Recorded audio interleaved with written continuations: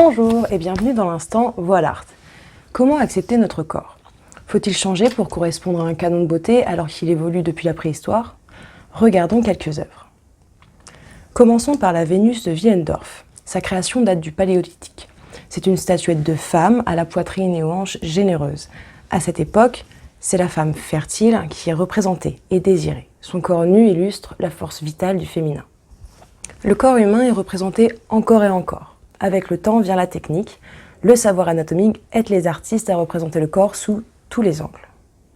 L'homme représenté est influencé par l'image de l'homme fort, viril, comme le David de Michel-Ange qui mesure plus de 5 mètres.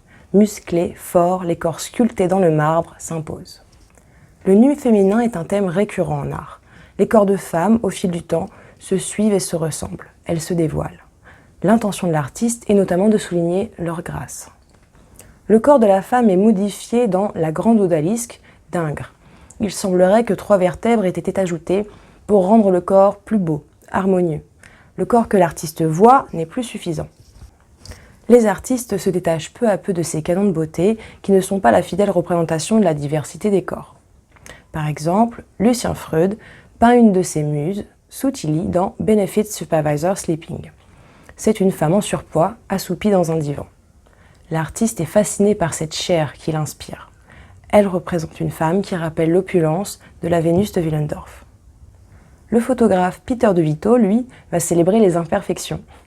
Les artistes observent le monde et les gens qui le composent et acceptent tous ces corps, ces identités. La richesse humaine vient de cette diversité.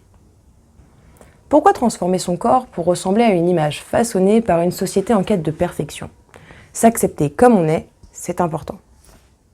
Des défauts ressort la beauté des corps, en témoignent les cours de modèles vivants qui sont un passage essentiel dans l'apprentissage du dessin. Qu'est-ce qui nous empêche d'aimer notre corps? Est-ce que c'est les photos des magazines, les réflexions d'inconnus, la petite voix dans notre tête?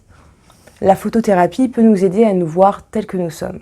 Comme les artistes qui dans les corps trouvent l'inspiration, soyez inspirés par votre image.